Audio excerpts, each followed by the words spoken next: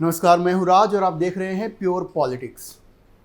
दिल्ली के मुख्यमंत्री अरविंद केजरीवाल के ग्रह नक्षत्र ठीक नहीं चल रहे हैं। उनकी स्थिति आज ऐसी हो गई है कि उन्हें यह समझ में नहीं आ रहा होगा कि सुप्रीम कोर्ट से बेल मिलने पर वो हंसे या रोएं। सुप्रीम कोर्ट ने शराब घोटाले में ईडी के केस में केजरीवाल को बेल तो दे दिया है, लेकिन इशारों इशारों में दिल्ली के मुख्यमंत्री को कह दिया कि भाई अब बहुत हो गया, बस अब बहुत हो गया है, अपने पद से इस्तीफा दे ही दो। अब साफ साफ शब्दों में सुप्रीम कोर्ट तो ऐसा नहीं कह सकता, बट इशारा जरूर कर दिया है। वैसे केजरीवाल अभी जेल में ही रहेंगे, क्योंकि शराब घोटाले से जुड़े एक दूसरे केस में जो कि सीबीआई ने दर्ज किया है, उसमें अभी उनको बेल मिलना बाकी है। ईडी का जो केस था मनी लॉन्ड्रिंग से जुड़ा हुआ था, लेकिन ये जो सीबीआई का केस है वो भ्रष्टाचार और क्रिमिनल कॉन्स्पिरेसी उससे जुड़ा हुआ है।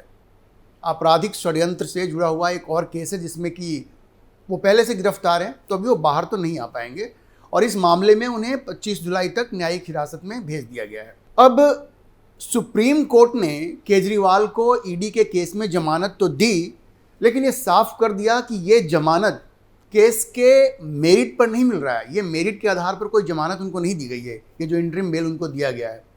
अब ईडी का तो कहना है कि उसने केजरीवाल के खिलाफ 100 करोड़ के घोटाले का जो केस बनाया है वो काफ़ी मजबूत है, और उसने अपनी चार्जशीट में ये भी बताया है कि आम आदमी पार्टी ने उस 100 करोड़ में से 45 करोड़ गोवा चुनावों में खर्च किया है। दरअसल सुप्रीम कोर्ट में केजरीवाल ने अपनी गिरफ्तारी की वैलिडिटी को चैलेंज किया था। वो बेल का नहीं था, वो उन्होंने कहा था कि हमारी जो गिरफ्तारी हुई है वो वैध नहीं है, अवैध है, और उसको उन्होंने चैलेंज किया था। जिसमें अब हुआ यह है कि जो बेंच इसकी सुनवाई कर रही थी, जस्टिस संजीव खन्ना और दीपांकर दत्ता की जो बेंच थी, उसने इस पूरे मामले को एक बड़े बेंच को भेज दिया है, जिसका गठन चीफ जस्टिस चंद्रचूड़ करेंगे। अब चूंकि उस पूरे मामले में वक्त लगेगा, एक बड़ा बेंच बनेगा, फिर उसकी सुनवाई होगी, फिर उसका कोई जजमेंट आएगा, तो इसमें काफ़ी वक्त लगेगा।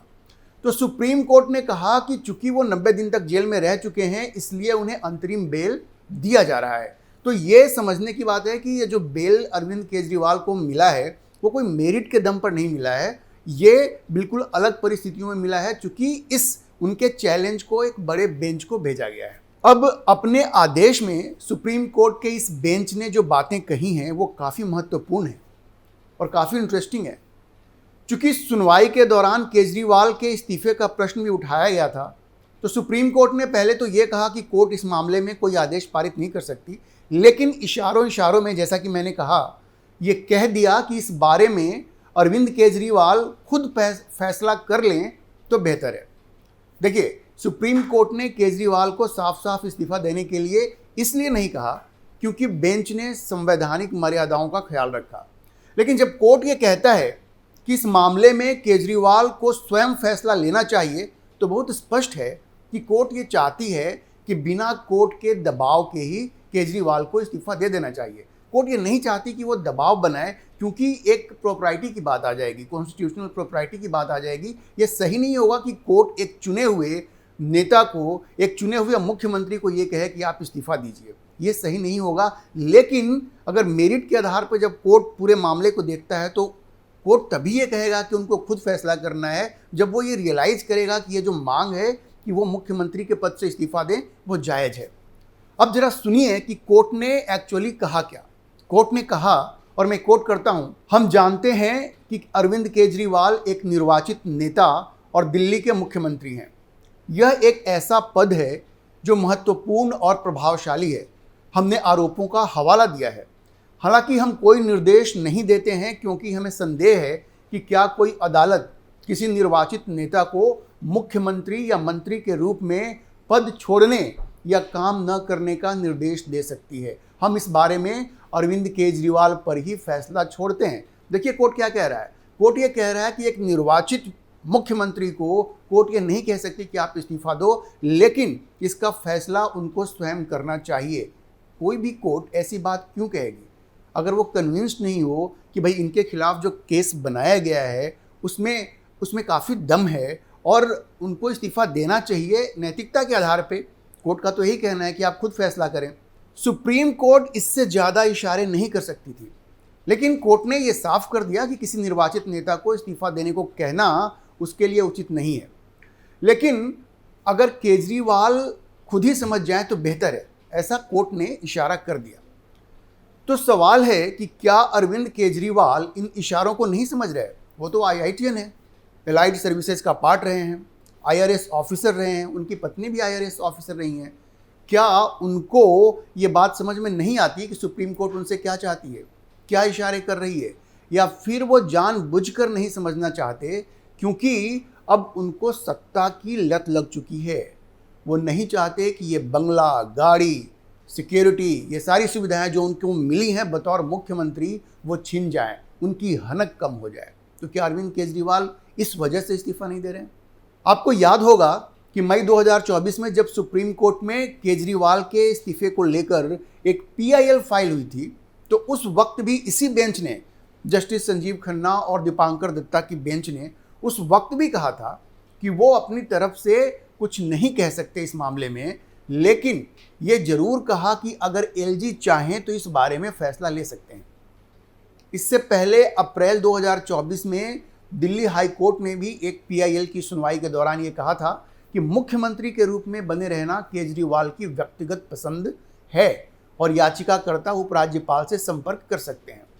उस वक्त भी देखिए कोर्ट ने बहुत साफ कहा कि ये फैसला या तो LG करें या अरविंद केजरीवाल खुद करें। मतलब दिल्ली हाई कोर्ट से लेकर सुप्रीम कोर्ट तक इन सब से जब भी ये सवाल पूछा गया केजरीवाल के इस्तीफे के बारे में, तो उन्होंने हमेशा इशारों में यही कहा कि इस्तीफा तो केजरीवाल को दे देना चाहिए, लेकिन ये फैसला या तो उनको खुद करना चाहिए या फिर LG इस संबंध में कोई फैसला लें, क्योंकि उनके पास ये अधिकार है। आखिर केजरीवाल इन सारे इशारों को क्यों नहीं समझ रहे हैं? अब देखिए कोर्ट ने उन्हें इस्तीफा देने के लिए तो नहीं कहा, लेकिन उनके ऊपर ऐसे कंडीशन लगा दिए हैं कि ऐसे मुख्यमंत्री का होना या नहीं होना उसका कोई मतलब ही नहीं है। सुप्रीम कोर्ट ने अपने आदेश में कहा है, और मैं कोट करता हूं, अरविंद केजरीवाल अपनी रिहाई की अवधि के दौरान अपने कार्यालय या दिल्ली सचिवालय नहीं जा सकते। मुख्यमंत्री आधिकारिक फाइलों पर तब तक हस्ताक्षर नहीं कर सकते जब तक कि दिल्ली के उपराज्यपाल की मंजूरी या अनुमोदन प्राप्त करना आवश्यक न हो। अब ये बिल्कुल वैसी ही शर्तें हैं जैसी कोर्ट ने जब उन्हें लोकसभा चुनाव के पहले प्रचार के लिए जो अंतरिम बेल दिया था उस वक्त लगाया था कि आप सेक्रेटेरिएट नहीं जा सकते, फाइल पे साइन नहीं कर सकते। तो सवाल ये है कि ऐसे मुख्यमंत्री का दिल्ली की जनता क्या करेगी, जो अगर बाहर आ भी गया, चलिए CBI जो केस है उसमें भी अगर उनको बेल मिल जाती है और वो बाहर आ जाते हैं, तो ऐसे मुख्यमंत्री का दिल्ली की जनता क्या करेगी, जो ना तो अपने सचिवालय जा सकते हैं और ना ही आधिकारिक फाइलों पर हस्ताक्षर कर सकते हैं। क्या करेगी दिल्ली ऐसे मुख्यमंत्री का? क्या ये दिल्ली की जनता के साथ इंसाफ होगा? अब देखिए अरविंद केजरीवाल के सामने हेमंत सोरेन का भी एक उदाहरण है। हेमंत सोरेन के ऊपर भी आरोप लगे, उनकी गिरफ्तारी हुई। उन्होंने संवैधानिक मर्यादाओं का ख्याल रखा कि भाई हम जेल से सरकार नहीं चला सकते, तो गिरफ्तार होने से पहले उन्होंने इस्तीफा दे दिया, और अब जबकि कोर्ट ने उन्हें जमानत दे दी तो फिर से मुख्यमंत्री बन गए। अब केजरीवाल भी ऐसा कर सकते थे, लेकिन नहीं, वो अपनी जिद पर अड़े हैं कि हम जेल से ही सरकार चलाएंगे। सोचिए, ये अगर दिल्ली की जनता के साथ अन्याय नहीं है तो क्या है कि मुख्यमंत्री कह रहा है कि हम जेल से सरकार चलाएंगे, और कोर्ट ने भी ऐसा कंडीशन लगा दिया है कि चलो हम तुम्हें बेल तो दे रहे हैं, लेकिन बाहर आकर भी ना तुम सचिवालय जा सकते हो और ना ही आधिकारिक रूप से फाइलों पर दस्तखत कर सकते हो। तो ये तो उनको खुद समझ में आना चाहिए कि उनके सारे हाथ पैर बांध दिए गए हैं। मुख्यमंत्री होना नहीं होना, अरविंद केजरीवाल का मुख्यमंत्री होना नहीं होना, सब बराबर है। तो आखिर केजरीवाल चाहते क्या हैं? मैं आपको बताता हूं वो क्या चाहते हैं और उनका गेम प्लान क्या है। देखिए, केजरीवाल राजनीति के अब मंझे हुए खिलाड़ी बन गए हैं, ये तो आपको मानना पड़ेगा। जितनी तेजी से उन्होंने राजनीति के सारे दाव पेच समझे हैं, वो अपने आप में मतलब काबिले तारीफ है, आप कह सकते हैं। वो खुद इस्तीफा कभी नहीं देंगे। वो ये चाहेंगे कि भाजपा की सरकार, नरेंद्र मोदी की सरकार LG को कहें उनकी रिपोर्ट पे वो उनको बर्खास्त करें, और इसका फायदा क्या होगा वो भली भांति समझते हैं। देखिए, हुआ क्या है कि शराब घोटाले में अरविंद केजरीवाल का जो नाम आया है, मनीष सिसोदिया का जो नाम आया है, मतलब कई लोगों का नाम आया है उनकी कैबिनेट का, उनके कैबिनेट में जो मंत्री हैं, और संजय सिंह का केस आपने देखा ही। तो ये सारी चीज़ें जो हुई हैं उससे अरविंद केजरीवाल और आम आदमी पार्टी, इनकी छवि खराब तो हुई है।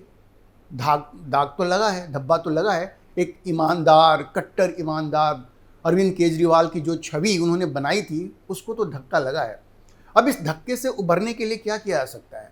ये क्राइसिस की स्थिति है, ये एक आपदा की स्थिति है जिसे अरविंद केजरीवाल अवसर में बदलना चाहते हैं। वो कैसे? उन्हें ऐसा लगता है कि उनका जो प्रोफाइल रहा है, उनकी जो इमेज रही है, उस पर जो धब्बा लगा है, उसको मिटाने का एक ही तरीका है कि नरेंद्र मोदी की सरकार उनको बर्खास्त करे, वो जनता के बीच जाएं और वो सिंपैथी कार्ड खेलें, वो सहानुभूति का वोट मांगे। देखिए, दिल्ली के विधानसभा चुनाव भी आने वाले हैं, अगले साल वो चुनाव होने हैं शुरुआत में ही। तो उनके लिए इससे बढ़िया प्लेटफॉर्म नहीं हो सकता कि भारतीय जनता पार्टी की जो केंद्र की सरकार है वो उनको बर्खास्त कर दे और वो एक मार्टर बन जाए, वो एक शहीद बन जाए। एक शहीद बन करके वो दिल्ली की जनता के सामने जाएं अगले विधानसभा चुनाव में और फिर से भारतीय जनता पार्टी को और कांग्रेस को पटखनी दे दें आने वाले चुनावों में। तो ये अरविंद केजरीवाल की रणनीति है, ये उनका पूरा गेम प्लान है। तो अरविंद केजरीवाल दिल्ली की जनता के पास जाएंगे और कहेंगे कि एक चुनी हुई सरकार को, 2/3 से ज़्यादा की सरकार को बर्खास्त कर दिया गया और इससे बढ़िया मुद्दा उनके लिए कोई हो नहीं सकता विधानसभा चुनाव में, क्योंकि गवर्नेंस के फ्रंट पर उनको दिखाने के लिए अब बहुत कुछ बचा नहीं है। अब फ्री बिजली पानी के मुद्दे पर चुनाव आप कितनी बार जीतेंगे? आप नहीं जीत सकते। और इनकी छवि जो इस बार खराब हुई है, उसको देखते हुए अरविंद केजरीवाल इस क्राइसिस को अपॉर्चुनिटी में बदलना चाहेंगे। तो ये वजह है, ये उनका गेम प्लान है। केजरीवाल ने सोच लिया है कि कैसे अपनी गिरती हुई साख को बचाना है उनको। जो उनके इमेज पे कट्टर ईमानदार केजरीवाल की जो छवि थी, उस पर शराब घोटाले में नाम आने से जो धब्बा लगा है, उससे वो कैसे बाहर निकल सकते हैं और कैसे इस आपदा को अवसर में बदल सकते हैं। अब देखिए, मोदी सरकार भी ये सब समझती है और ये वजह है कि लेफ्टिनेंट गवर्नर कुछ नहीं कर पा रहे। उनको मालूम है हम इनको बर्खास्त करेंगे तो जो विधानसभा चुनाव आने वाले हैं उसमें इनको सहानुभूति का वोट मिल सकता है।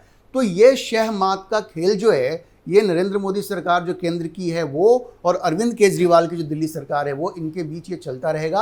अब देखना है कि ये शह मात का खेल कब तक चलता है और इसमें अंततः कौन विजयी होकर के निकलता है। आज के लिए इतना ही। अगर आपको ये वीडियो पसंद आया हो तो आप इसे लाइक करें, शेयर करें और चैनल को सब्सक्राइब करना ना भूलें।